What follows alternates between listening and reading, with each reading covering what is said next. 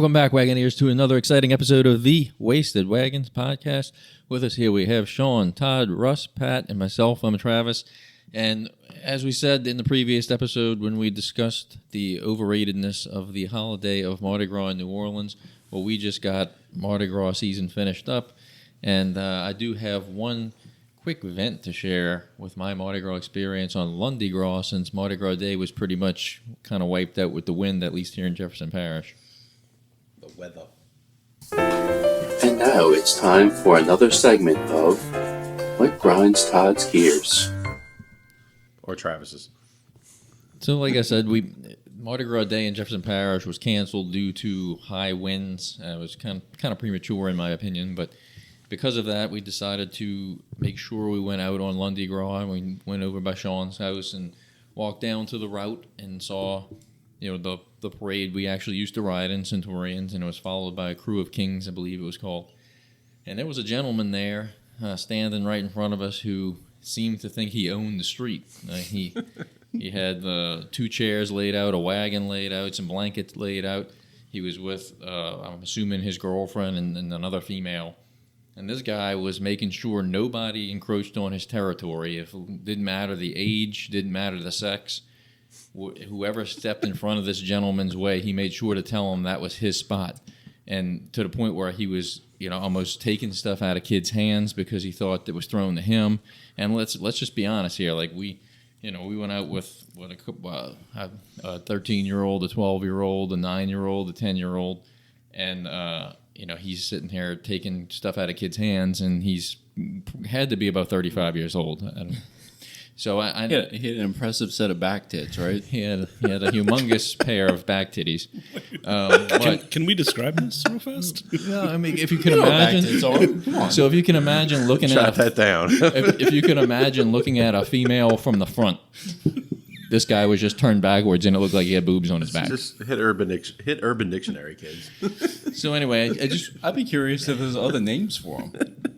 And I normally, I would say this is another issue that I've noticed over the years with Mardi Gras as people, as I've gotten older, as people just getting more rude out on the route and thinking that they went out there and staked out their territory and anything that gets thrown in that vicinity is theirs. I mean, we're talking about a 35-year-old man who's trying to rob kids of plastic beads, that he's going to probably just throw away or something. So, opinions here. Those people are complete douchebags. Mardi Gras is about the enjoyment of the band, the floats and all the lights and the throws, but the audience is primarily for the kids. Like that's what if you're going to allow ladders to be out, the ladders are for the kids. Mm-hmm. No adult should be standing on a ladder or around the ladder or in a ladder unless they're supervising a child. So to have some flat out call him some asshole trying to jump in front of other patrons, let alone kids, to snag a throw, no matter what it is, it's just stupid, and it really speaks to how pathetic they are and their life is. Because what are you going to do with it? Like, what's the significance of catching like a stuffed animal or something like that? Now, maybe the only exception would be if one of your friends is on a float and they have something very specific for you, mm-hmm. and they spot you and they're trying to get it to you, and like, hey, you really need to catch this thing. Other than that, if it's right at you, yours is fine. If you gotta like do a Justin Jefferson full extension in the end zone, like pose to make a catch, and it's in front of a child, you probably deserve to get hit by a float. Yeah. Kind of like what you said in the last episode, Mardi Gras, for adults especially, should be all about the vibe. Listening to the bands, mm-hmm. seeing the core of the floats. I don't think any adult should be fighting over beads or trinkets or anything like that. And this fucking loser was clearly doing that. Yeah. And I mean, it wasn't like he was catching a shoe from Uses or a Zulu coconut or even one of the cool throws from Tux. This was Jefferson Parish. You're catching plastic beads, old rotted stuffed animals. I mean, it's not. I mean, cups with the politicians on them. I mean, no offense, Joey, but we love you, Joey. But yeah, so I don't know. It ruined my night. Like it was. I hadn't really been to any parades this year, so I was kind of looking forward to it because of the fact that we also used to ride in Centurion. So it's one that I do look forward to going, just because I know a few people in the parade. But I gotta say, I even kind of cut my drinking off because I was just like so pissed off at this guy that it pretty much destroyed my night. So. If you're, if this gentleman ever happens to cross the Wasted Wagons podcast, I hope he knows we're talking about him. And I hope he doesn't subscribe, comment, or like, because we don't want him. Wait. Him or his back titties. Let's take what we can get. No. I will make a ghost account and make another subscriber To make so a that forum. people like that guy don't subscribe, because if you do, you're a piece of shit. His back titties can subscribe, but not himself. Take one subscribe for each of them. We'll take his titties, just not him. But yeah, that's super shitty to do, because like, again, you're there for the kids, especially if you bring your kids out. They want to have a good time. They want to catch all the cool stuff, no matter what they do with it. Like, you're an adult. What are you going to do with the throws after they're done? And it wasn't just us. Like we had, there was another guy who he was holding his young child. He was holding a fucking baby. Like a baby, and he's walking up to the float to get his daughter thrown something, and the guy makes sure to stop him and say, "You got to bring her over that way. This is my area." And then the guy, I mean, like you could read the look on the guy's face. The guy holding the daughter, he was like, "Are you fucking kidding me?" Like that was the look he gave. He was pissed. So then when he put his daughter down, he made sure he backed up and stood in front of this guy's chairs. And then like every time the guy passed him, like he would refuse to move. So he would make the guy walk around him to just say like, "All right, you're gonna get in my face. Well, I'm gonna stand in your shit." What an asshat! Like, So on a nozzle scale, what would you say? 15 out of 10. yeah, That's a 5 out of 5 heart right there. hardcore douche canoe. Yeah. I mean, somewhat related, it's like the people who will go out to the parade route and like get spray paint and try to spray paint their area. Like, hey, I'm out here. I'm claiming this territory for me and my family. Like, you don't own that plot of land. Like, you if you're out there, you have a couple chairs in the way. I get it. That's fine. But like, I'm talking more about they go out like the night before and spray paint the area. Like, oh, this is mine. Like, you don't have any right to do that. Like, I get the idea and the concept behind it, and I have been part of a crew that has slept on taking turns like sleeping on the parade route to ensure we keep our spot. But like, there was always someone there. We didn't just go out there, mark a spot, and then leave. And like, oh no, you got to respect that I did this. This is my territory. No, it's not. And you hit the nail on the head by saying like you had somebody physically out there. You can't just spray paint the ground and just be like, oh, this is mine. Yeah. Write your name on the ground. Like, that I doesn't fly. love on the New Orleans Reddit. There's people like that. They get like green spray paint and they go and spray paint over the lines and say "fuck your spot." Well, last year on Mardi Gras Day when we were out by your house, they had a borderline blue hair that had laid like a quilt on the ground, and then she was getting mad that the kids who kept going back and forth, like running to the floats and Stepping bringing on stuff it. back to the wagon, they were stepping on it, and she was like, "Yeah, they keep stepping on my quilt." Well, then get it off the fucking ground. Like it's on the fucking dirty ground to begin with. Why is your fucking quilt out in the street? Yeah, exactly. this is also a case of Hope a cabbage takes you out. this is also a case of like Or a freaking lemon that they throw 100 miles an hour. like read the room and understand like, hey, blue hair, older person, whatever. This is about like the kids. Like, it can be fun for you too, but like this party is for the kids. Like, chill out. I feel bad at Toth because Joey said he was going to march with the ragtag marching band or whatever. I didn't get to. I saw them halfway when they were passing, kind of on the ass end, because I'm all the way in the back under the canopy eating chicken, whatever, and Popeyes? to run. Oh yeah, Popeyes. Okay. Oh yeah, we had 6 bags of Popeyes chicken out on the route and on Toth. And to run up to the front, it's like going through a labyrinth of chairs and ladders and step stools to get up to the front. So it's like, oh, the ragtag marching band's passing, and I had like no chance. I'm like, parkouring over shit to get out there, and yeah, I couldn't tell if Joey was in the band or not. I was like looking down, I was like, I don't see him. Yeah, he was there. He posted some pictures. Oh, he did, and I missed out on a koozie because I have from the ragtag marching band. I have a 2020 and a 2022. I got a Joey Lahack koozie. But no, I'm talking about the the one I was talking about on the pod with like the 9 with the goat in it and everything. That's the ragtag marching band koozie. But oh well, it's always next year. Where's next year? So, Todd, I understand that you also have something that grinds your gears that you want to kind of get off your chest. It's just one question. We don't have to go into great detail about it. We're going to go into detail. I mean, I'll be the guy to go into detail with okay, this. so my son plays travel ball. I don't know how many of y'all are familiar with the travel ball circuit. Circuit. It's pretty. I mean, if you win these tournaments that last all fucking day. You get a little ring that looks like you can get out of a little Crack-a-Jack box. You mean like the South Park where they were trying to lose on purpose because they wanted to go home? So my thing is, do you think these coaches who coach travel ball like to use these rings as or not? Just one simple answer, or nah. Probably so. Is this a new question we're going to ask our guests? God. No, I mean this is all rings or nah. I think you prefaced before the episode started recording that was the question. I was not prepared for that to be the What question. would you think it was going to be? Nah, man. I thought it was going to be These more. coaches think this shit's life or death. So I coach thought or nah. I thought your question was going to be more like, do these coaches have a power trip, or they use their championship rings? I mean, they definitely do, but do you think they use them as so what? I thought what you do were you going think to. they do with them? Did they put them on a fucking mantle? I mean, They might turn them into butt plugs, but they have little 11-year-olds that they want to win rings for. So I mean, what do you think they do with them? no. I would assume They they. wear 'em to work. Probably, huh? I would wear 'em to work assume and show 'em off to they their take them, coworkers and- put them on like a mantle or in a case, and then they bring them to I mean, an it's not. event to show off. I mean, these things are like every weekend though, so it's not like you're winning something that's like statewide, Like an annual nationwide thing or anything.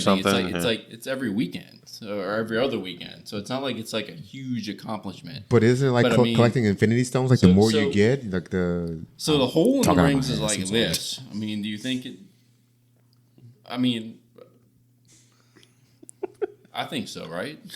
I think the Tully is working. Nah. You know I was what? going to say is like, I know joking aside, it's like, I don't know if that's physically possible. If it's a championship ring they're going to wear on their fingers. I'm just saying. They're gonna wear it on one of their fingers. The lower finger. The 11th finger. But no, I mean, like I used to make the joke myself about some of these rec ball coaches wanting to keep their Mike Miley trophies next on their nightstand, when to sleep with it. So Yeah, I mean, I didn't bring that up in our interviews, but meaning like not to knock people that do cook-offs and stuff, but it does seem like every cook-off you go to, there is a team that's like they do this. They go to every cook-off in the city, and they like pride themselves on the little paddles and things that they can win. And it's like you're not getting paid to do this. Your team is putting forth the money and all that shit to get in these things. It's like for what? So you can say you won 20 paddles from different cook-offs, like whoopee. So I understand that because in a sense they are in a competition, and it's a way for you to advertise and show off that you're good at what you do, and maybe you get a company that reaches out to you to sponsor like an employee event, and they want you to cook at the Right. event. So I get Well, some that's what of it makes it. me wonder is that it's like I wonder if they really are somehow this works out to where they're getting something back and it's not just literally a hardcore hobby that they like to be in cook-offs. I think a lot of it's probably just a hobby. Like people in general probably like to show off that they're good at stuff, and some people like to engage in like dick measuring contests. Yeah. Like we see it in the racing world. There are guys that have much bigger trailers and cars or more expensive stuff, and a lot of it is just them showing off that, hey, I got a better setup than you. Well, I feel the same way about what Todd's saying about the rings. If it's like, okay, they win 20 paddles from different crawfish cook-offs, it's like, do they go show them to their friends of like, look at my wall full of paddles? I mean, Thank you, sir. May I have another? I mean, in a more personal experience, like I've got a bunch of like kickball like trophies and medals, and not that I want to show them off, but like if I've run across a new team that want to talk shit that they were hot shit, and I'm like, you could kiss the rings because I got them. Russell, is he directing that at you? No, I don't no, believe not so. at all. No. Russell has more championships than I do. But I'm talking about these little cocky assholes that come into the league and they think they're hot shit because they're relatively decent. And that's fine. Then I gotta I gotta unload the resume on them and be like, hey, I'm so like I had one kid come up and he's like, oh man, you're so and so blah. Who are you? I'm like, you know my name. He's like, what? I'm like, who? Well, I'm good. Yeah, you know my name. If you don't know my name, I'm gonna show you, and you're gonna know my name after the game. So fuck you, little. You little bitch. Pretty much, yeah. But ultimately, My name is Live. Black Love. I mean, no, it's- touche because I think think about how many people would look at our fantasy trophy with the names engraved and be like, y'all are a bunch of dorks. It's like it is what it is. Yeah, I'd agree. But I think anyone in that participates in any competitive thing, whether it's amongst friends or competing against the general public, Yeah. why wouldn't you want to show off a little bit like your accolades and something you put a lot of time and effort into and money Right. into? You want to show off, and I understand that. Yeah. To Todd's point, though, yes, I probably agree that some of these coaches want to be able to flaunt like their tournament rings and show off like oh, I'm big dick on the block, I got the best team, or that I'm the best coach, and show off to other coaches and other parents and whatnot, and they use that as. But I wasn't necessarily saying that they wanted to flaunt them as far as like, look, I'm winning. I was asking if they actually used them. As cock rings. Yeah.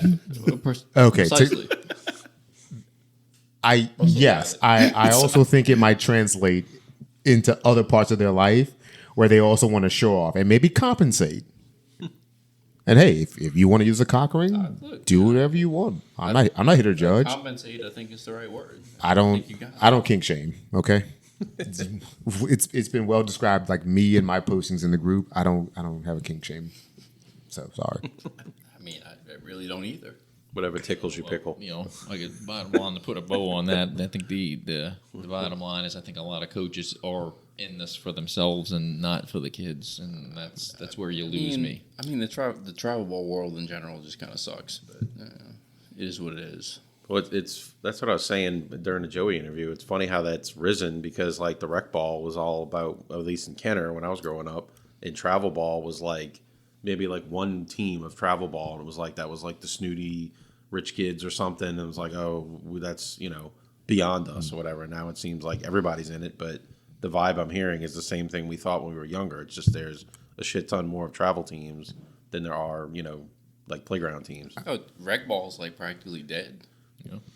I think you see it in youth soccer as well. Like Yeah. when you get to Soccer's these, definitely changed, these club select teams or the travel teams, they push a lot of players who maybe aren't by their standard good enough to play on the club travel team. Right. They push them out, and it's all about the travel team, the club team, and pushing them that, and it excludes a lot of kids that probably deserve a shot to play on these teams, but maybe there's a monetary influence, maybe there's a parental influence that takes over, and some kids get looked over because the coaches are clout chasing, they're money chasing, they're fame chasing, things like that, and it kind of muddles the whole picture of everything, and it sucks. Yeah, I get that. I've heard that now. Do you say that like from a friend, coworker whose like sons play soccer at Rummel, and it's like he was talking about how they had to break it to the club league coach that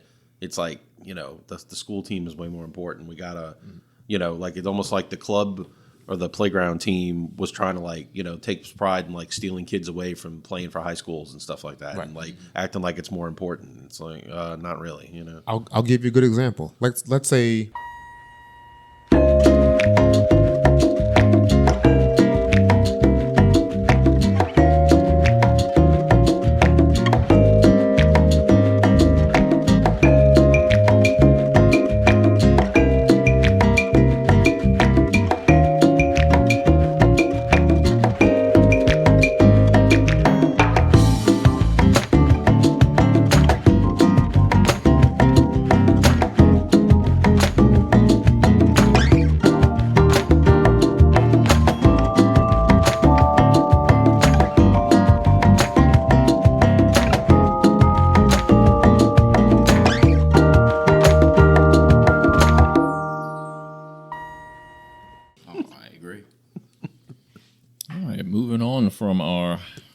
Mardi Gras and douchebag coach talk. Sean, you have some events coming up that you wanted to talk about. Well, it is it is kind of Mardi Gras related. Yeah, this Sunday I'm going to be marching in my kilt, in my fishing shirt. That's what our uniforms are for the crew of Zeus. Yes, we have a Zeus fishing shirt. We wear kilts. Those are it's like Russell's Columbia right there. Exactly. It's got the Zeus logo on it. And we're required, and that's the uniform. You have to have a kilt or you can't march. Underwear or no underwear under the kilt? Some go as far as like the Speedos and stuff and think it's hilarious to keep flashing people under, what you got under there and all that. But I think Sean should No. wear a thong. I'm asking you. I wear shorts. Okay. No, but Like the biker shorts or no, just regular shorts, but you have to pull them up high because the kilt actually is like you wear it at the real waist, whatever that is, natural waist. So it is weird when you first put them on. It's like they say, like, think like you're getting out of the shower and you wrap like a robe or a towel around you. So it has to be here. So it actually, because if not, you see the people with the kilts that are like halfway down their calf because they're wearing them on their regular waist. So it is a little weird to get used to. So I have the shorts pulled up to that over it, but pockets so I can hold my keys and phone and stuff like that. And you do get I call it the nutsack purse. It's called a sporran. It's the thing. It's the little purse that you see with the kilt that's got like the fur and the frillies things on it. sporran. Yes, it's a little chain belt that goes around you, and it's a snap purse in the front. I usually put mini bottles and small things in there. This goes on top of the kilt? Yes, this is on the front. If you ever watch, just look up somebody wearing a kilt, and you'll see the little purse thing hanging on the front. That's the sporran, as it's called. And I even last year I added the hose, the socks that go all the way up to the knees, and even flashes, like the little flags that hang off that match the kilt and everything. So some of the guys get really into it. They have like sashes and hats and all kinds of stuff too. But so fishing shirt, kilt, and it's in the St. Patrick's Day parade. So it's an Irish parade, right? Well, then we're Crew of Zeus. We still exist for Mardi Gras, meaning the parade is dead, but they want to get the parade back at some point. But there's all this politics and stuff involved and reasons the parade went away, blah, blah, blah. But we still have a float that we walk behind. It's called the Tusa. It's named after one of the founders of the crew in 1957. His name was, I forget, Tusa was his last name. And started the crew, what? I was like, Funky Watusa, the song? No. Some guys playing dice or something at Gennaro's on Metairie Road started Metairie Mardi Gras. They said, can you describe the guys shooting dice? Some brothers shooting dice. I wasn't there in 1957, so But yes, Gennaro's bar is where Metairie Mardi Gras was born, saying like, this is fun in New Orleans. Maybe we should bring it out here. So Zeus is actually the oldest Metairie parade. They started, and they used to parade down Metairie Road. And that's one of their stipulations of coming back. They want to be able to parade on their Mardi Gras time down Metairie Road. And it's like, ooh, that's a stiff thing. I don't know if that's ever going to happen. But so anyway, we have a float called the Tusa. It's a pirate ship. And so, yes, it's an Irish-themed parade where, a crew named after a Greek god. We walk behind a pirate ship. It makes total sense. And some of the guys ride on the Tusa itself, and the rest of us, I think we're up to like at least 65 that are going to walk behind with our flower canes and our kilts and everything. And that's this coming Sunday. It's going to be interesting because Argus is now in front of the St. Patrick's Day parade. So it's going to be, they said, 150 units in this parade. So it's like, bring your tent and you're going to freaking sleep out there probably. And it's an all-day thing for us. It's like we get there. We meet at a Trudeau Tavern's our bar where we have meetings and stuff out almost in Kenner. And we meet there at like 7 a.m, drink Bloody Marys. Breakfast is usually donuts and chicken. Go figure. Yeah, donuts and fried chicken. And then we bring it and put it on the float. And get to the staging area, like by Rummel over there, by like 8:15-ish or so. And that's probably the best part, is just walking around, cutting up, meeting, just talking to random people. They ain't misbehaving ladies, just random people. You kind of answered my question a little bit. I was going to ask, what do you all throw, quote unquote, for the parade? I know you guys do roses. Yeah, the flower canes. Yeah.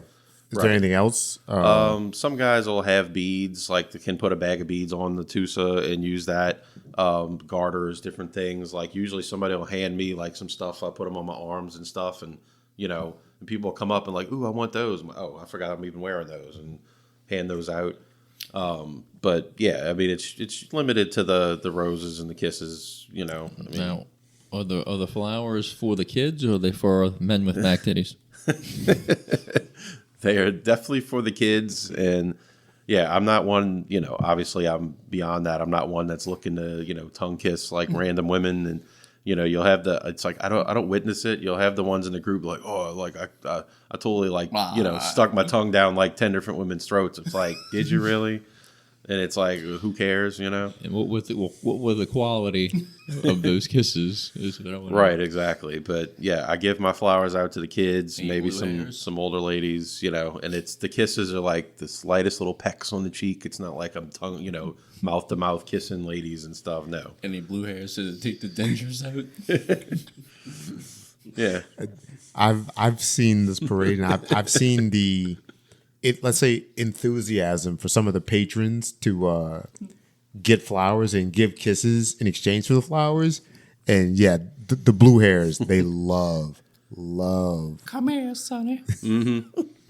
Oh yeah. I mean, it's still light. It's still just like light hug, light peck on the cheek. It's not. Yeah, like, but you want to be polite but yes, to them, but also you don't really want to, like I said, play tonsil hockey with a blue hair or some Exactly. ugly heathen. yeah. And it's even my first time marching was still COVID times, and I had a roll of these kiss stickers, like lips, that the kids love that because it's like we were trying not to touch people, and so it's COVID. So I'd rip off a bunch of stickers and give those to the kids, and they were like sticking them on everybody and everything. So, just something creative. And so anyway, the parade actually starts at noon.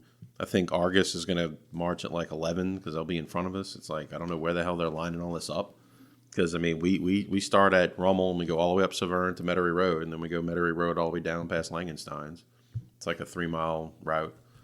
And that usually gets over about 4 o'clock-ish. And then we get, I forgot a bus brings us out there. So we meet at the bar, a bus brings us all the way down there. The bus brings us back. And then we have an after party. So... And that's anyone's invited to that. It's at Trudeau Tavern. And, they have drink specials. They have cheap Jameson and Stella on draft, stuff like that. Like I think it's like $2 Stella. So we can crash this party? Mm-hmm, absolutely. Okay. Yeah, I'll send you the flyer. Well, they're trying to make it a thing. Like, because the bar got purchased by a guy named Brandon, so he calls it B's Trudeau Tavern now. And it's like his flyer, I think it says like second annual Shenanigans and Shamrocks party or something like, or Shamrocks and Shenanigans. So...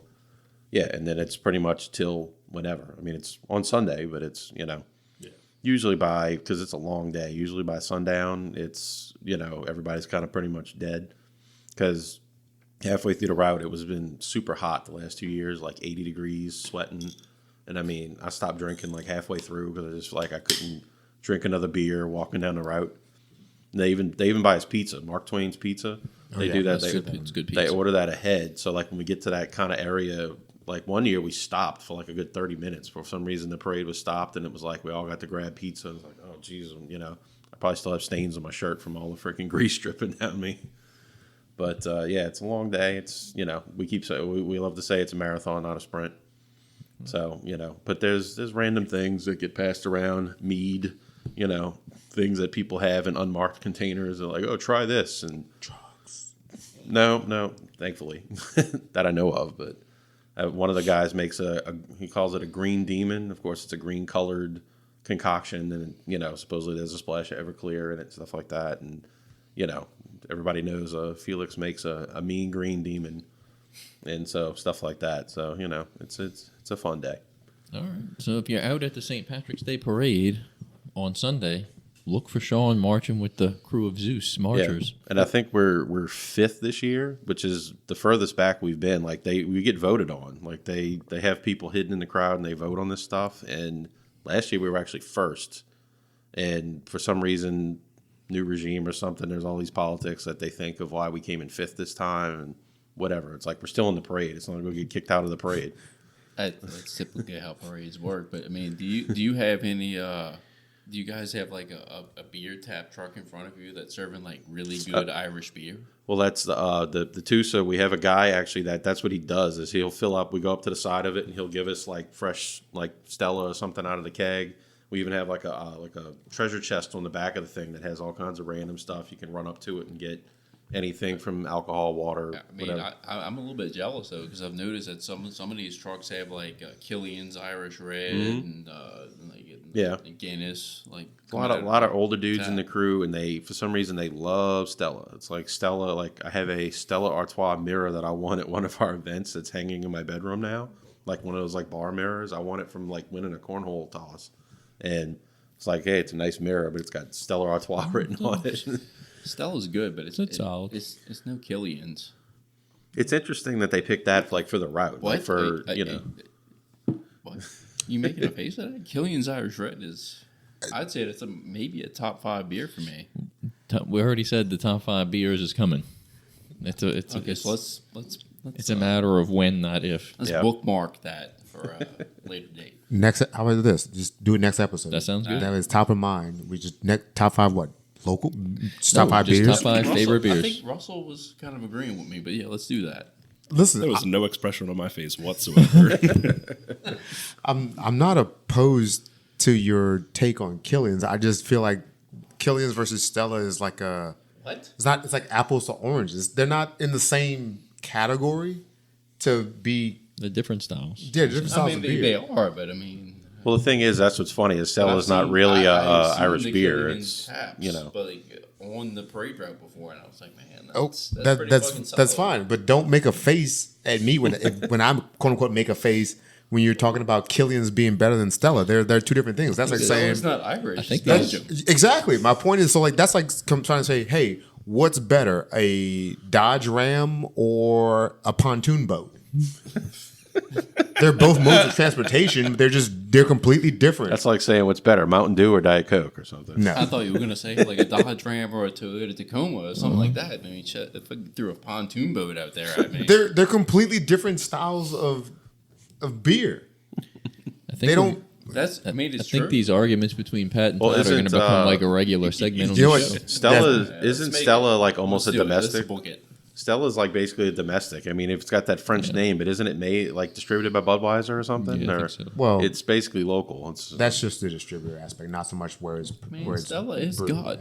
but right. But I mean, God. it's kind of like Leinenkugel's made in Minnesota or something like that. It's like it's got a fancy name, but it's not really a foreign beer or something like that. That's true. It's Milwaukee.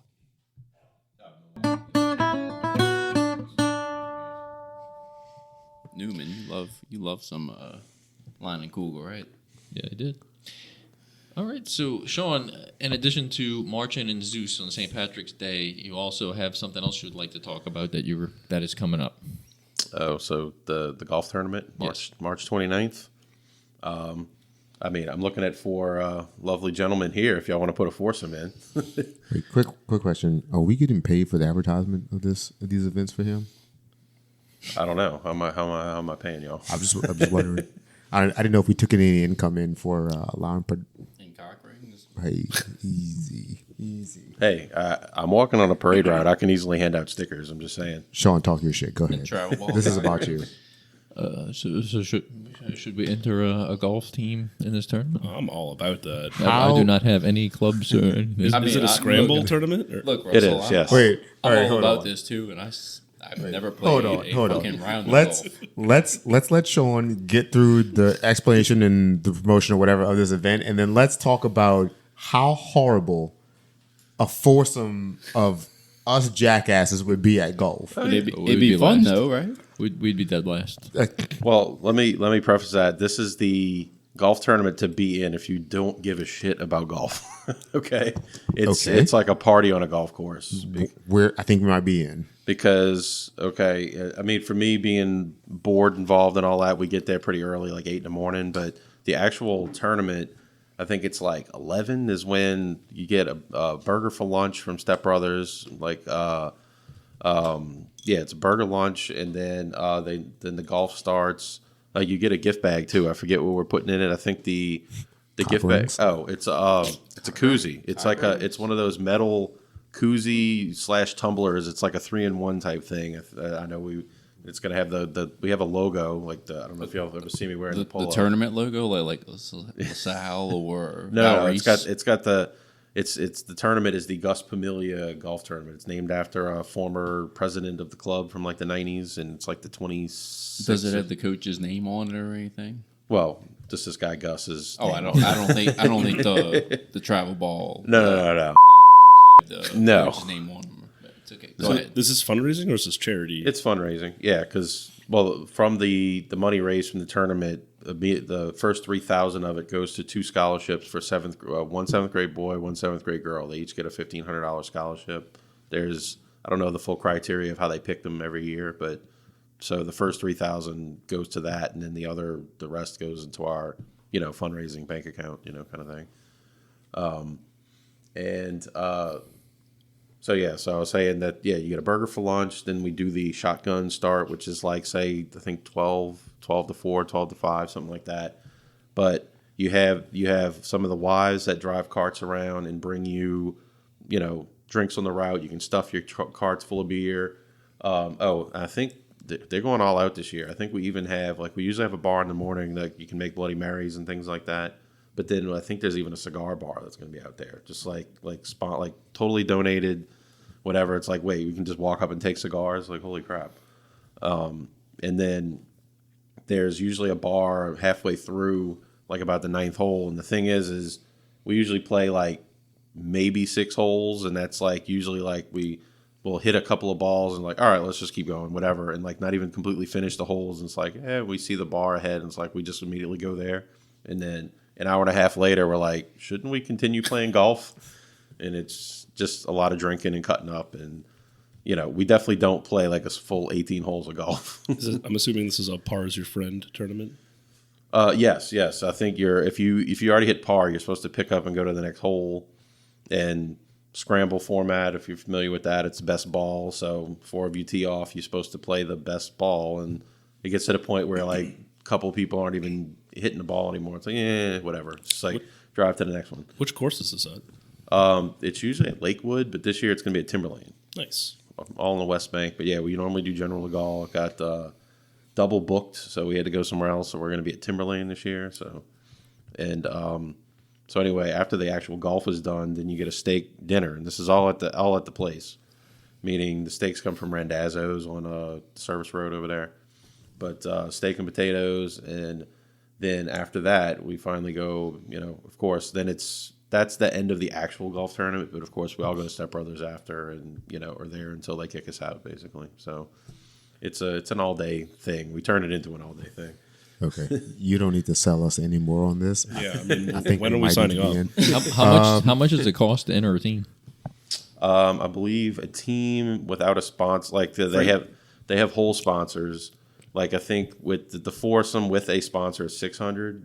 Without the sponsor, it's like $550. So divide that by 4, basically.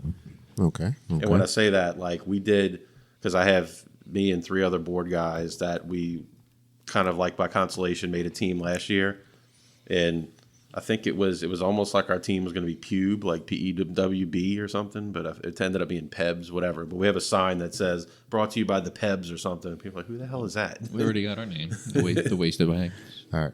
But there you go. If you for $600 with the sponsor, you will get a Wasted Wagons, as a sponsorship, and you can give them. I can let them know, give them the logo. We need to LLC immediately so that we can then write this off as our as a tax donation, as a tax write-off. I don't want to derail this conversation, but I'm glad you got the promotion of it and talking about the event out of the way. Todd, when was the last time you swung a golf club? Putt does not count. Excluding putt. When's the last time you had a golf club in your hand and hit a ball? Or Does loft 18 count?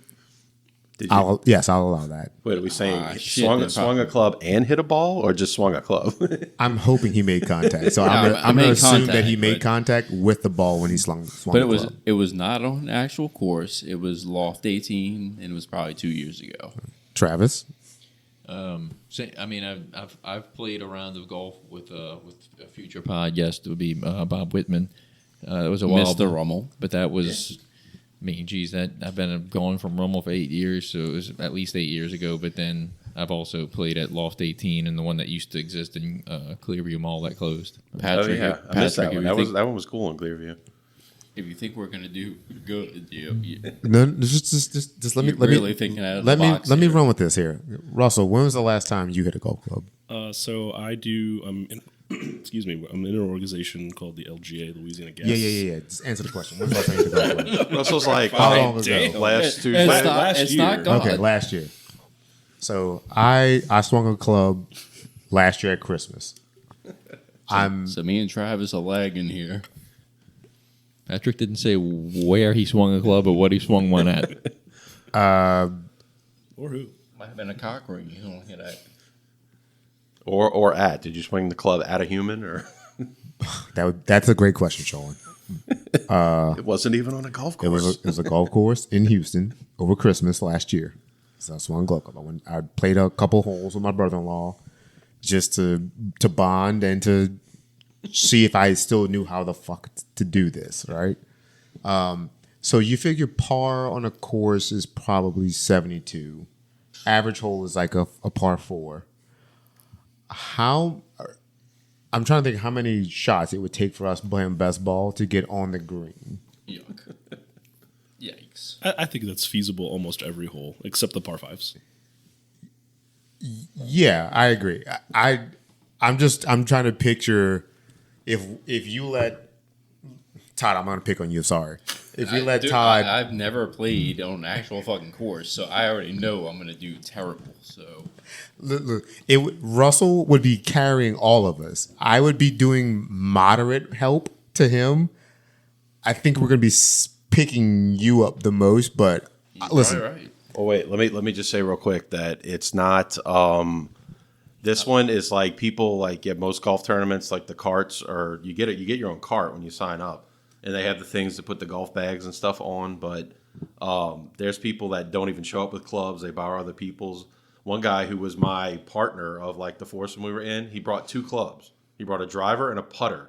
And there's a picture of him like holding them like an X like that. My man. And he's like, "Those are my 2 clubs. I came ready to play golf, right?" Okay, this sounds like our speed. Then I think we could sign up for this and present well at this. And also, don't worry about winning because there's Don't give a shit there's about that. there's a foursome of old guys that claim they like shoot like a 55 every year, and there's this one guy. Well, this is at our old one. We're waiting to see how they're going to be at this new one at Timberlane. But I swear, there's this par 3 every year that this guy claims he hits a hole in one.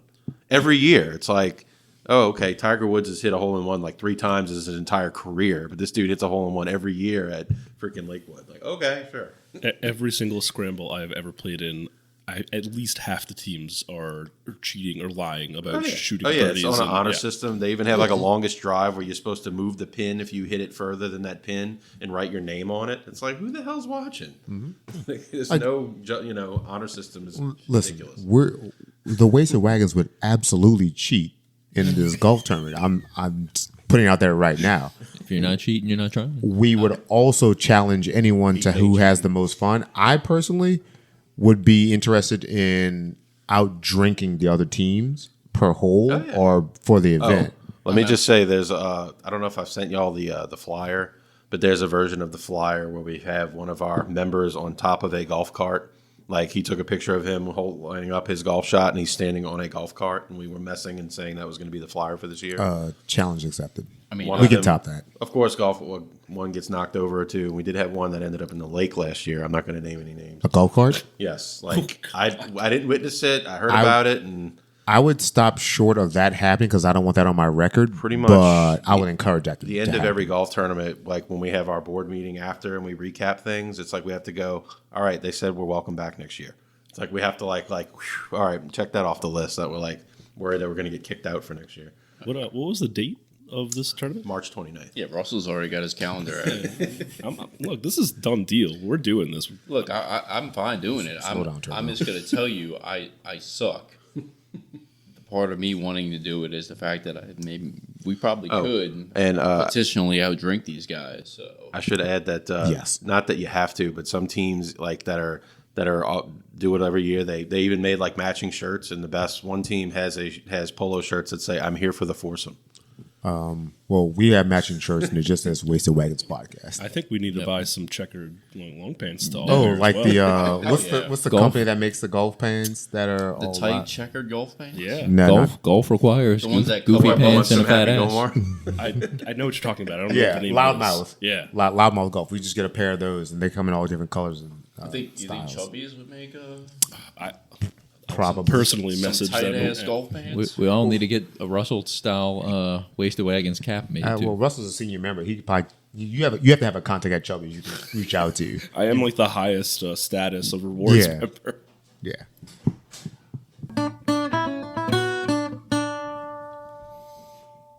All right. So apparently you guys have seen some movies lately that you want to talk about. So Russell, go ahead and give us your review of the movie that you saw and tell us a little bit about how this went down. All right, so I recently went and saw the movie Mickey 17, and I don't know if y'all are familiar with that, Yeah, but it's it's Robert Pattinson, Robert right? Pattinson. It's based off of a book, and I believe the name of the book was Mickey 7. But the general plot is the main character, Robert Pattinson, signs up for this expedition into outer space to try and find like a new planet to inhabit as an expendable. So essentially, the whole thing's kind of about some morality and discussion on like what happens to your consciousness if you get printed out, because that's what the movie does. Like they keep on printing him out. The main character is the 17th version of I actually his name's Mickey.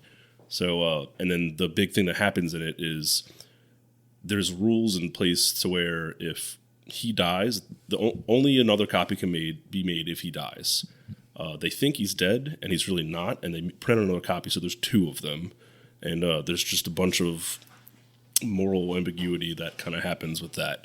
So overall, I was actually a little disappointed when I walked out of the movie. I had pretty high expectations for it. And I think I just went into it and didn't fully understand, or I expected something different. It went in a different direction than I thought, and I was disappointed for that reason. So after I sat on it some time, I actually went and did like a little research to try and fully understand the message that was being told, and I was like, okay, no, that's like a little bit better now. I appreciate the movie. It's definitely not for everybody. It's pretty out there. It's man, who's the director of Parasite and Snowpiercer? I'm not sure on that one. Wait, Snowpiercer was what pretty movie damn are you good, talking though. about? Mickey 17. Mickey 17. Wait, what is it? Mickey 17. Bong Joon-ho. Was that one of like the Oscar nominated movies or? This is a brand new movie that I just went and saw. It's got Yeah. Robert Pattinson in it. Parasite won a bunch of awards, which is this. I'm talking Right. about the director Bong Joon. I'm probably butchering this name. Bong Joon-ho. Bong Joon-ho. He directed Snowpiercer. He directed Parasite. Parasite Bing won bong. a ton of awards. So this was like supposed to be his next best thing. Did you say he was a nice young hoe? Nice young ho? Yes, you heard me correct. But yeah, no, it's Like a certain kicker for the Atlanta Falcons. Young Hoku. My young ho cool. Yeah, we're What? talking about bad teammates right here. This one- He's well behaved compared to others. yeah. Where's Mike at? I'm sorry, I can't. Mike. Mike called in sick today. Mike, we miss He you. actually literally called in Yeah, sick today. he did call in sick. Ooh. Oh, there he is. Welcome back, Mike. That's just wrong, Pat. I didn't do that. All right, so God did. I guess I apologize. My eyeballs were floating, so I had to go. your balls were floating. My eyeballs were floating. I had to go take care of that, and I came in, and the subject had changed. That so- was not the image That- that, went that- into my head. That's such an old person term. My eyeballs were floating. never I heard have of not that heard that in I get that from 15, my dad. 20 years. My dad always says that. Yeah. So how many hearts, Russell? Coming out of it initially, I probably would have given it 3 out of 5. Knowing what I know now, and after letting it sit, I'd say a good let's go 3.75. Okay. How many floating eyeballs? It's 2 eyeballs out of 2. Oh, okay. No, I encourage everybody to watch it. Maybe not necessarily in the theater. I think it would have been a better watch, kind of just for free, quote unquote, on a streaming service. But definitely maybe check out what it's about before going into it, so you're not disappointed. I'm not a big movie guy, so take my opinion of this with a grain of salt. After you told me the movies you were going to go see, I kind of went and looked at the trailer for it and the IMDb. I made it 7 seconds into the trailer, and I'm like, nope. I actually thought it was one of the better looking previews of the recent movies, and I would have considered going to see it, and I'll probably take Russell's advice on that and wait till it becomes available on a streaming service. Yeah, I definitely think everybody should watch, but maybe just not in the theater. I mean, we saw Love Hurts I saw Love Hurts with Travis and Easy, and it was, and I thought it looked actually pretty funny. So I was like, yeah, I kind of want to see that. I mean, I'm not saying the movie didn't look good from like a cinematic standpoint, but just what I saw in the story part, I was like, 7 seconds. I was like, I don't think this is the movie for me. I might still, well, I probably won't try it, but it looks.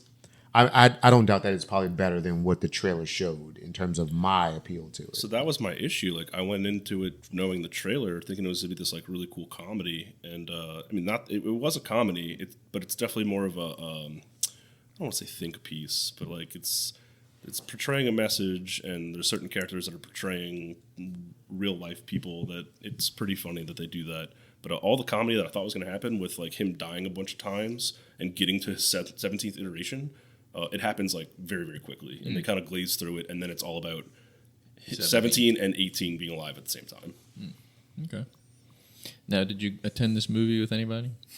I did. I went with my buddy Brett, which I believe everybody has met at the Mike Tyson fight. He was over. Oh, okay.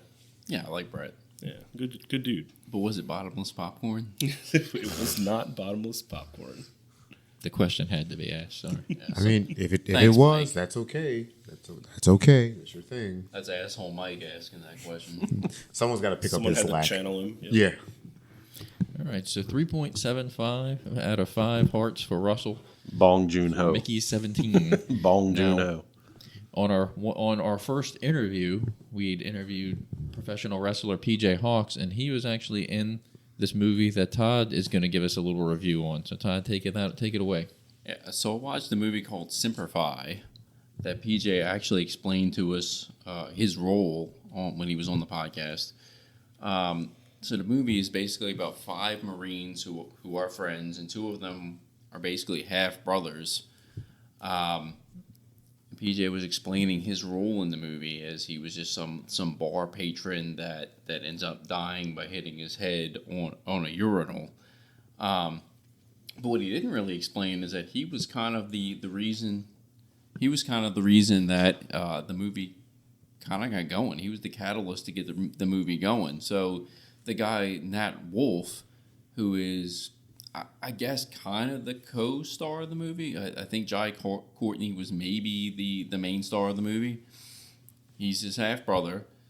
So he ends up, PJ and another kid come in there, and they're pushing him around while he's pissing in the bathroom stall, and he ends up shoving PJ, and he falls and hits his head in the urinal and dies. But he ends up going to prison for it. So the rest of the crew ends up going to Iraq while he's in jail, and Jai Courtney ends up feeling guilty because he thinks that he shouldn't be in jail for serving, or at least serving time for the fact that it was self-defense because they were pushing on him while he was pissing, you know. Where his eyeballs floating. He had blood coming out of his ear, so I mean that. So overall, what I'll say is that the movie started out really good. Like it ended up really intriguing me about this band of brothers that's kind of stuck together through over the years, and they were close knit. What I really felt was kind of shitty about the movie was that. What happened here? There was something in the background. So what I really felt was kind of shitty about the movie was that they tried to break this guy out of jail, and I was like, this seems a little far-fetched to me. You know, they're transporting him from one prison to another, and like, oh, we're gonna break this guy out, and we're gonna try and get him free, and it's like, well, that just doesn't really make sense to me. You know, they're gonna break him out from a boss that's transporting him to Canada, and I don't know. So the movie overall, for the first half of the movie, it was really good. And then when they tried to break him out and then transport him into or free him from a jail in prison, or free him from the bus that was transporting him from a jail in prison, it was kind of stupid. I'd probably give it maybe 2.2 hearts, maybe 2.3. But how would you rate PJ in the movie for the time for the brief time period he was there? I mean, he was. Look, what I will say about PJ is he Don't be biased now. Give us a real. PJ kind of downplayed his part in the movie because he was just like, oh, I was just this guy in a bar fight and I died in the movie and I hit my head on the urinal. PJ was actually the catalyst to why the co-main character was going to jail. PJ did well. He was only in like two or three different scenes, but he died. And he definitely died. made it in the he died convincingly. In the interview with him. He definitely kind of tried like he was trying to downplay his role, and he was like, "Oh, I was in this one scene." But where if you remember, he said he didn't even remember his name. His name was Ben Daly. So he actually had a name in the movie. He wasn't just some bar patron. His name was Ben Daly. Bar patron number 2. So he basically, him and his friend are pushing on Nat Wolf's character in the movie, and then he ends up like punching him, and he falls and hits his head on the urinal. He's got blood dripping out of his ear, and he dies. So did the movie go downhill after he died? I mean, I know you said Not it went... necessarily right after he died, but probably about a good 30 minutes after. I'd say when they're starting to transport the character and they're coming up with the plan to, we're going to break him out. Like Jai Courtney's like, I feel guilty. He doesn't deserve to be serving time. We're going to go break him out. I was like, oh, that's fucking stupid. That's never going to happen in real life. So I would say it's about a 2.2, 2.3 out of 5 hearts. It started out really good. When you have this band of Marines sticking together, they're friends. 2 of them are half brothers. You're like, all right, I get it. The camaraderie. It seems like a pretty good movie. When they're like, oh, you're gonna break him out of jail, it's like, this is completely fucking unrealistic. That just happens every day. We just break people out of jail and. Yeah, I mean, you don't hear that on the news. Like, oh yeah, they broke this guy out of jail, and the guy actually makes it. Like, he gets broken off the bus, and he succeeds in making it across the Canada border. So unrealistic is what what I'm saying. Once PJ dies, I can turn the movie off, basically. Maybe about 15 to 20 minutes after PJ dies. Why is it called Semper Fi? The Marines. They were all Marines. They were just in Marines? Them. Okay. Yeah.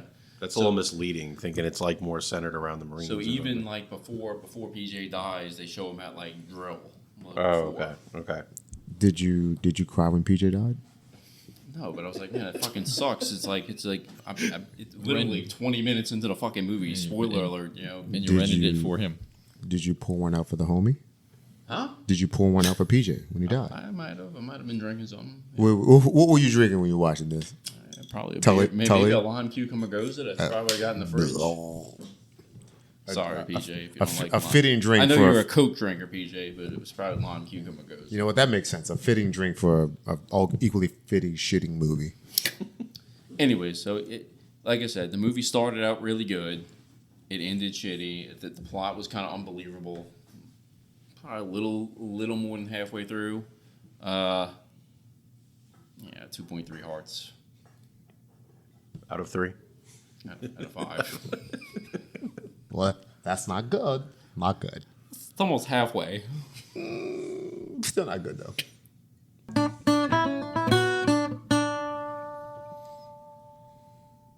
All right, y'all. So we're going to close out this episode with some sports talk. There's been a lot of talk in the NFL world today, as a matter of fact, between the humongous contract that was signed by Myles Garrett to where 2 of the big name wide receivers that were on the market got landed today, in Devontae Adams and DK Metcalf. Does anybody have anything they would like to add on those topics? Can we talk about the memes that Huge. followed the Myles Garrett signing? I mean, they had the Flex Seal memes where it's like, oh, I want to go to a team that's winning, and then they slap the fucking Flex Seal on it. It's like, okay, I'll stay. And it says what, like 200 million? What was it? Like, what was his ridiculous contract? 4 years, 160 million extension. I haven't seen the memes. I Money was kind talks. I was kind of in and out of watching something on TV and taking a nap, but then like the breaking news ticker came across on Fox, and I was thinking it was something else that they reported about maybe another player getting hurt or something like that. But then I saw Myles Garrett pop up. I'm like, oh, cool. Someone made a deal to finally trade him. Somebody wanted him. Huh? And yeah, and then it shows 4-year, $160 million extension to stay with the Browns. I was like, what the? Like, I thought he wanted out. Well, he may still want out, but I guess $30 million a year will change your opinion about wanting to leave. No, it's almost like Magic Johnson with his AIDS. You know, Whoa. it's like money. It's like money. Money has cured his AIDS. Money cured Myles Garrett's. It's a fantastic South Park episode about that. Money cures his AIDS. They injected Myles Garrett with some money. That's exactly what happened, actually. Oh, my fever instantly went away now that I got all this money. Fan myself. Yeah, there you go. Where's the gif of him like wiping his tears with the cash? So does this officially make him the highest paid non-quarterback right Yes, now? he is the highest paid non-quarterback player in the NFL. And it's crazy because Crosby literally just signed his contract a couple days ago, and now his has already been topped. Well, it's kind of like this is not really new in the NFL. Like every quarterback that's up for a deal will eventually be the highest paid until the next quarterback is up, and now you see it with the receivers now. Justin Jefferson, I think, is the highest paid receiver, but Jamar Chase is due for a deal, so he will probably be the highest paid, maybe even if it's only by like $1 or $1,000, whatever the case may be. So this is nothing really new, but yeah, Max Crosby, the ink hasn't dried on his deal being signed, and now he's. I already know what Todd's gonna fucking say. But hasn't Jamar Chase, future guest on the pod, already said that he's looking for extra money? It said he wants to top Justin Jefferson by at least $1. Yeah, Is what he said. Future guest on the pod. I think he said a penny. Right? yeah. Jamar, if you're listening. And I think that's the thing you have to say as Mr. Olivier wants you on the pod. That's something you have to say just for the sake of getting the money that you are owed relative to your position and your peers.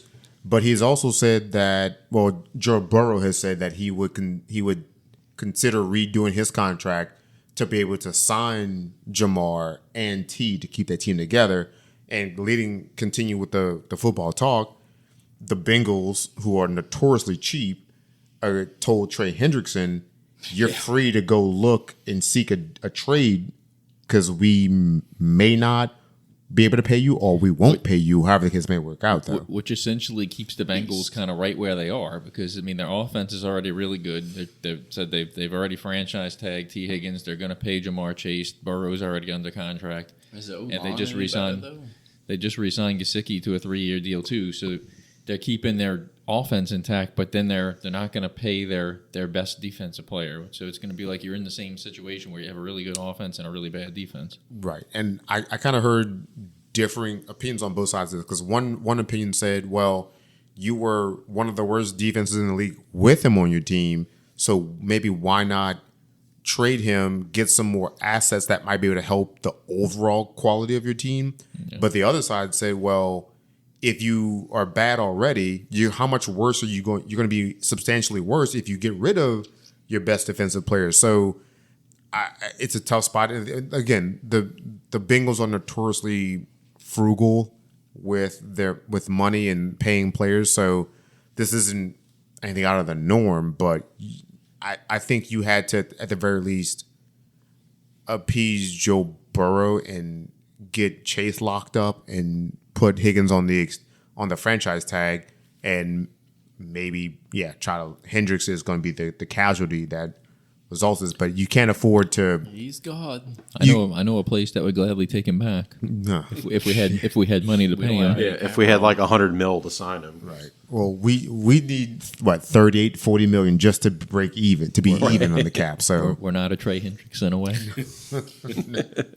we're not even just a new GM away, unfortunately. So how bad are we going to be next year? 3 wins? No, we'll be better than that. 5 to 7. Yeah. I mean, if Carr stays healthy, 7 and 10. that's probably right because I mean we'll split with the Panthers. We hopefully will win both, but let's be realistic. The way we play, Maybe we'll split one with this them. year, and they were awful. Yeah. The Panthers look like more like a team on the rise, where the Saints are going to be kind of in full rebuild mode. Well, yeah. I mean, you look at Bryce Young, and he sort of seemed to kind of turn the corner and He kind of got it together. and get it together and figure some things out. They need to protect him and get him some help at receiver. So I think the Panthers are not going to be world beaters, but I think they feel much more comfortable going into next season than they did the year before when they know like, hey, our quarterback gets it now, and he's still on a rookie deal, so there's some time and some opportunities for them. Is it bad that I want to see him succeed? No, because there are players on other teams that I like and I want them to do well, and they might be direct adversaries to the Saints. I wanted, the Florida Gator who was on the Falcons, Kyle Pitts. I wanted Kyle Pitts to do well because he was a Gator. Shut up. Trash. That ship has sailed. I agree with that. I'm just saying when he came out of Florida, I wanted him to do well despite him being a Falcon. I mean, how many Mississippi State guys have come out that have sucked? I mean, look, All of I mean, them. I don't want to say Jonathan Abrams They all sucked, but suck. the Saints. Other than well, Fletcher the cornerback that the Commanders drafted in the first round 2 years ago, they already cut him, and he was picked up by the Rams, I believe. So Yeah. So he was damn good in If college. it's not Fletcher Cox, I don't want to talk about him. speaking of the He's Rams, Todd. they signed Devontae Adams today. I don't know how that really helps them all that much compared to where they were already. I don't know how much. That's what I want to know is like how much are they saving over Cooper Kupp to get Right. Devontae Adams, because I'm sure he's still a big high priced receiver. I don't know the number that he signed for with the Jets, but I think it's substantially less than what Kupp was going to get. I'm talking like maybe 4 to 10 million a year cheaper. So That makes sense then. I think that's what it was. It wasn't like they needed an upgrade or anything like that. I think just the money worked out better to release Kupp and not have his huge salary on the books.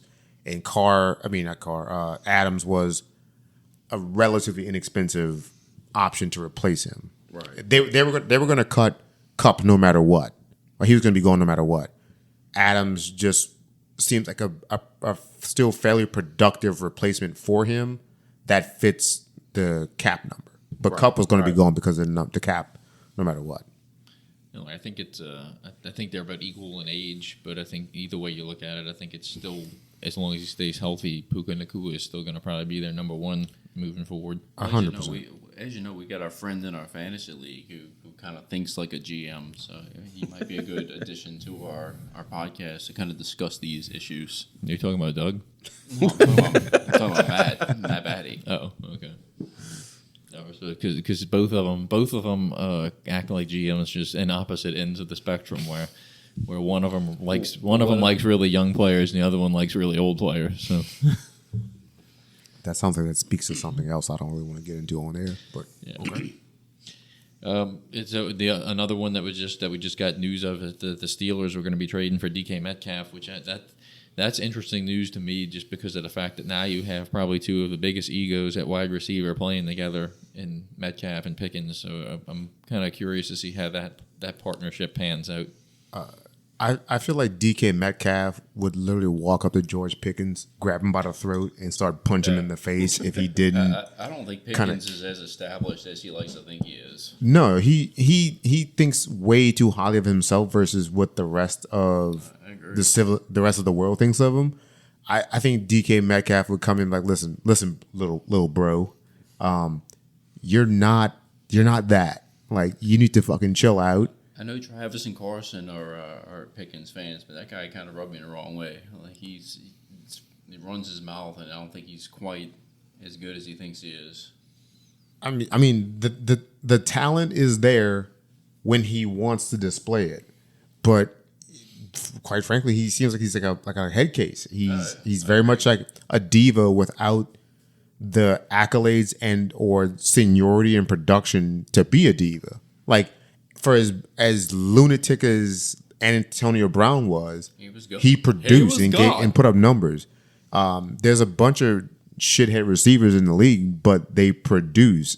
He has shown flashes of being really good and really talented, but he's the other stuff seems to take over more than his production and play on the field, which is why they always. He doesn't even seem like a team player. Like it seems like he'll throw teammates under the bus like it's nothing. Right, and at the same time, I could also understand his frustration with the quarterbacks that are thrown to him because he has not had great quarterbacks. So I too would be frustrated if I had a shitty manager when like, hey, yeah, I can't be my full person of potential because I have a shitty manager leading me and this and that. Like some of it's on me, but some of it can also be on them too. So a very small percentage of me understands why he might act out and be a certain way, but also you have to be a professional and just do your job and produce and contribute and not really do some of the things that he's done. What's the Steelers quarterback situation going to be? They still in the air. They haven't decided if they're going to bring back Wilson and or Fields. Right. So it's TBD. So well, if you ask the New Orleans Barstool page, they think that Justin Fields is coming here. So I wouldn't mind that. Tell you the truth. I mean, look, I think the dude has potential. I think he can. No, be I really would love good. him to come here, but I think we would can keep rather- dreaming on that. I'd much rather him than Carr. But I mean, do you think that our salary cap can squeeze him in? I don't. Our salary cap couldn't squeeze me in on the roster. But I don't think Fields is got a high demand as far as his money right less now. than Carr, huh? But we're committed to Carr for this year apparently. So I don't know.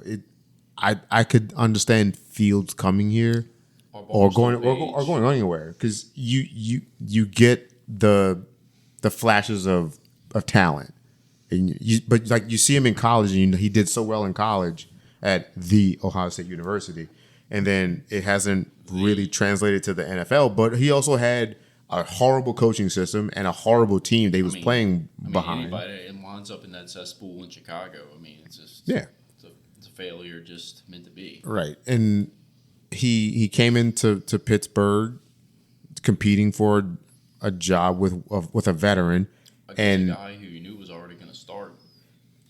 Yeah, but like I think the knock on Fields at the time was that he was too conservative. Like he was afraid to make a mistake because he didn't want to lose his job or lose the chance at being a starter. So he played more conservative when he's the kind of talent who should just kind of rip it a little bit. And he has the athleticism to run. Yeah. I think he could be a dual threat. Yeah, but he seems to, from everyone says, he seems to miss the deep shot or the home run balls, and he's more afraid to throw those passes because of maybe he's not seeing it or he just doesn't want to take that risk. So that's kind of the concern with him. But I still think he would be a great competition to Carr coming in. But kind of keeping on the football side, so the Seahawks have gotten rid of Geno Smith. He went to the Raiders, and now DK Metcalf. They look like they're in a full rebuild. And Tyler Lockett. He's going too, right? Tyler Lockett, he hasn't gone anywhere yet, but he's he's scheduled. But saying their quarterback and their wide receiver 1 and 2 basically are dumped, and So they're in complete rebuild. Going back to tying into the Steelers, Russell Wilson, like there's speculation that Russell Wilson could reunite with Pete Carroll in Vegas because they need a quarterback, and maybe it's only a 1 year like stopgap situation. But Vegas just picked up Geno. Oh yeah, I'm sorry. That's right. Well, that was the talk before Geno happened. It was maybe Russell going to Vegas there. Did Pete Carroll overlap with Geno enough? Like he played for him like as a starter? He must have, yeah. Like what, at least 2 years maybe? Yeah, he was probably backup. Yeah, because the current coach has only been there for maybe 2 years tops. I think it was his first year. So then Geno's only been a starter how many years now after Russell Wilson? 3? It's been at least 3. I think it's Probably 3. 3. 2 with the Broncos and the Steelers, so it's 3 years. So, Yeah. So he played under Pete Carroll twice. Yeah. As a starter, so it makes sense. Yeah. Yeah, I that makes sense to do what they're going to do. But It'll be interesting to see how it works. I know I talked about me wanting the Saints to draft Ted McMillan in the first round, and I'm starting to look like the cards are aligning for the Raiders to do that because I know they were one of the front runners to draft a quarterback. But now that since they got Geno it looks like they might be kind of gearing towards that receiver pick. So anyway, so we'll see. The draft will be interesting. Same on the lines of receivers. The Commanders ended up getting Deebo Samuel for a real steal, I think, with like a 5th-round pick or something like that. So so now they have got McLaurin and Deebo Samuel for Jaden Daniels to work with. So that ought to be another interesting move to see how that pans out. Where did Christian Kirk went somewhere? Yeah, he just got traded too. But I remember seeing whoever To Texans. Texans. He got traded for a 7th-round pick. It's like, does that mean anything? Like, Yeah. what the hell do That's a- teams that's a do with steal. 7th-round picks? That's like Yeah. Mr. Irrelevant territory, Right. and that's like a steal. If he can be any sort of healthy, and he'll be great for them. But I mean, the Texans have just been riddled with injury. I know that was called So- Tank Dell's knee is destroyed, so we need Yeah. another receiver. So I think at one point all 3 of the receivers have been hurt for that team. yeah, Diggs was out. Diggs for out for the too. season. Dell was hurt, and And Diggs is a free agent. He was only on a 1-year deal. We drafted Kirk this year, right? Yeah, and we cut him after like week 2. He underachieved, so I mean, probably a fair deal. Well, the whole Jaguars team did. So Yeah. you know. Yeah, but I mean, you get a previous star receiver for a 7th-rounder, or a previous star receiver for a 5th-rounder. I mean, I'm looking at the Saints. I would gladly take something like that if it was made available. As a matter of fact, I was telling Sean, it looked like the Eagles had put Dallas Goddard on the market, and they're requesting a 4th-round pick. on the trade block. He's still with them, but The I Saints could thought just- that was surprising. Saints could draft Mason Taylor though. Yeah, that's true too. So the Saints better get really. They better hit home runs in the I draft agree. because You need to have a stellar draft this year. they have to, because unless they rework a deal with Carr to lower his salary hit, worth what, $38 million or something over the cap. So they're going to have to get extremely creative and do very well in the draft to make anything out of this season. So we're months away from more in-depth Saints talk, but like with free agency starting now, I don't think we're going to be a player at all, because we don't have the room or the ability to do anything. So we're just going to be sitting pat watching other teams getting better while we just kind of. We're gonna have that meme of us looking through the blinds at the other teams having fun, running by, and we just look sad. Pretty much. it's almost tempting to try to trade down and get more draft picks. Like it's if there's nobody that's sitting there that's that high that we really want, it's like you take the trade down, try to get some more picks so we can stock up. If You the rebuild, so why not?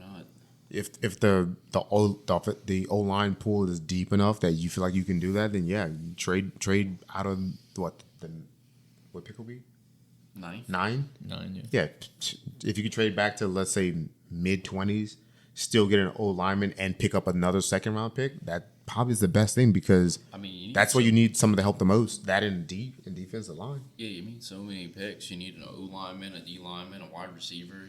There's just so many needs. It'd be great if we had more highly valuable and sought after players that we could use as trade material for more picks to acquire more players.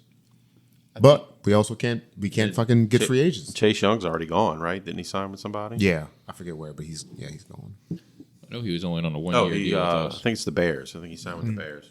The funny thing is, I mean, I think every couple of weeks you see, should the Saints you pick up Michael Thomas again, or should the Saints keep Michael Thomas? He's just like a Des Bryant. There's a reason that he didn't go anywhere and was irrelevant after he left. Picked him up after we let him go. Yeah, So, even the Denver Saints didn't pick him up. Sean Payton didn't even want him still. I mean, the dude is locker room cancer. Why would anybody want to pick this guy up? Yeah. Well, drifting away from NFL, the NHL trade deadline just passed. My Kings didn't make any really sexy moves. They only made one, and they received Kuzmenko from the Philadelphia Flyers for a 3rd-round pick. So it was a pretty good deal we ended up getting, but I would have liked to see a little bit more movement at the deadline to show that they were actually trying to win. So I mean, I'm looking at more of it's going to probably be like a 1st-round exit from the playoffs again with the Kings. They'll make the playoffs, but I don't know if they did enough, in my opinion. But, Todd, would you like to talk about the trade deadline? I mean, I mean, the Sharks fucking suck. I mean, I don't know what you want me to say. They first off, I think the trade with Jake Wallman kind of pissed me off because he was hands down, I think their top defenseman this year. I mean, Travis had him on his fantasy team. When he was traded, I was a little bit surprised by that. I don't know like how old he is. Obviously, San Jose's in a rebuild, but I thought he was young enough the way you want to kind of keep him as your primary defenseman, knowing that Marc-Edouard Vlasic, who, by the way, broke the NHL block shots all time. He's number one on the list now. So Marc-Edouard Vlasic's a pimp, but he's basically kind of getting to where he's in the age where he's going to retire. So I would think a Wallman would have been a guy that you want to kind of build that defense around.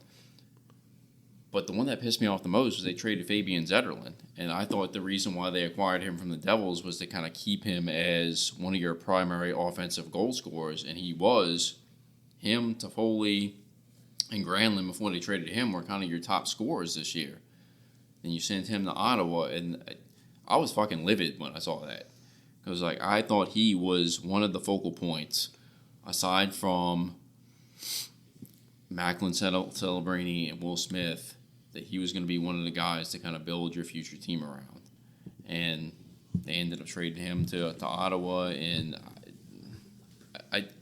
he was a free agent at the end of the year, so I think they did it to where they can kind of get something for him, whereas opposed to if they waited till the end of the season and whether or not to re-sign him, he was going to walk. But it kind of pissed me off. I feel like he was one of the main goal scorers, and you should have kept him. I'm enjoying free agency right now. Things seem okay. The only obviously the Avalanche made a couple moves in free agency that I think highly of. I'm excited for them. The biggest, not so much head scratcher, but the biggest quote unquote I'm torn was Brad Marchand going to the Panthers because I fucking hate Brad Marchand. Going to the Panthers, and I've said it before, the Panthers are not really my team, but there's some people that I follow on a podcast out of Miami, so they're Panthers fans. So I, by default, kind of keep an eye on the Panthers because they care about them. So they needed a player to help with Kachuk being out for the season. So Marchand makes sense, but I hate him. And now he's going to this team, so I don't know how I feel about it. I don't love it. I don't hate it. It makes sense. But as a fan, I'm just like, meh, anybody but him. But the Bruins, they kind of, not, I wouldn't say they gutted their team, but they kind of did. They yeah. They got rid of a lot of players that. The Sharks pretty much gutted their team other than Celebrini and Smith. Yeah.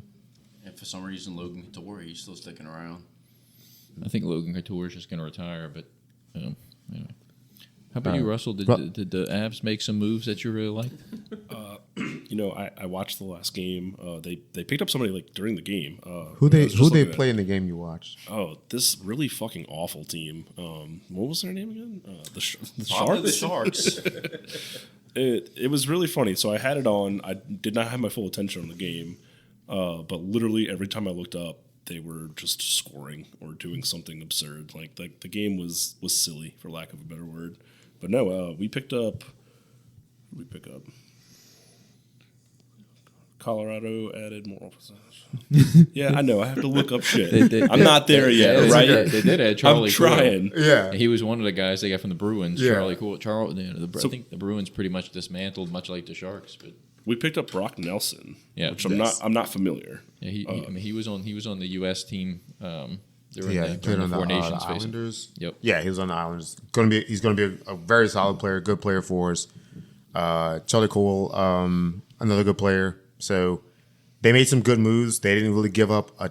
You say Charlie Coyle? Mm-hmm. Yeah. The fucking guy that used to play for the Wild back then? Yep. Yeah. Jesus, he's still around? Yeah. All right.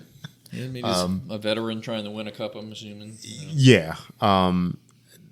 Solid pickups. They'll contribute. That makes us better without giving up a ton right now. It doesn't seem like we gave up a ton, both in terms of players and future draft capital. So, Russell, I'll speak for you. I think we did well in this free agency market. So, but what were we saying about the game that they played when you watched? The team they played and the score? Yeah, how bad was the team they played?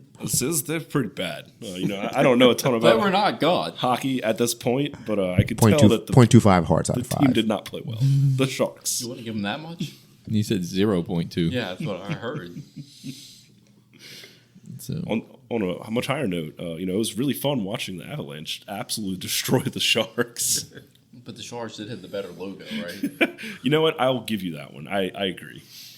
Look, aside from Will Smith is coming along, Macklin Celebrini has pretty much been good since they drafted him. But How long ago did they draft him? That's the really This young. That's the year. 18-year-old, right? this year, yeah, We He actually got watched- his first goal. he's God. we actually He's watched. about all I that got was, that's God. But that was at Sean's 40th. We actually watched him get drafted. yeah, it was. It was. Oh, really? It was at fucking Wrong Iron. Yeah, What's his name? Brian Scalabrine, Macklin. the white Celebrini. the white Mamba. Wheel Snipe. The Celebrini. Celebrinius. All right, Pat, would you like to close this out with any auto racing news for this episode? I don't have a ton of news. It kind of like talking about. So baseball they're in like spring training right now. Pitchers, catchers report and all that good jazz. So the season's on the horizon. NHL is getting ready for the start of the Stanley Cup playoff push. NFL is doing free agency right now. NBA is going well.